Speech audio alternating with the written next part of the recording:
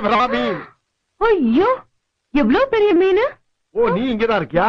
ஏக்கா இந்த மீன் என்ன பண்ற, நல்லா நோகாம துண்டு துண்டா நறுக்கி மசாலாவை அம்மியில அரைச்சு அப்படியே தூக்கி எண்ணெயில போட்டு பொரிச்சு நம்ம அம்மா வறுத்தா ஒரு 100 வீட்டுக்கு மணக்கும் பாரு.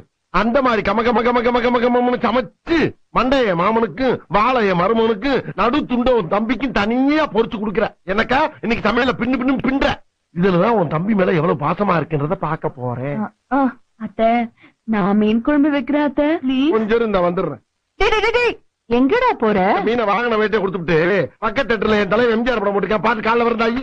டேய் என்ன சித்தப்பா, நான் மீன் குழம்பு ரொம்ப நல்லா வைப்பேன். நீ நல்லா வைப்பேன்னு என்ன கேரண்டி? நான் கேரண்டிடா, அவர் சமைக்கும் போது நான் கூட தானே இருக்கேன். நம்பலாமா? நம்பலாம். சரிதா வச்சு கொடுத்தா நீயே வாங்கிக்கோ. அக்கா போயிட்டு ஒரு 5 நிமிஷத்துல வந்துருவா. 5 நிமிஷத்துல என்னடா பண்ண முடியும்? சரி கூட ஒரு 5 நிமிஷம் சென்று வர்றேன்.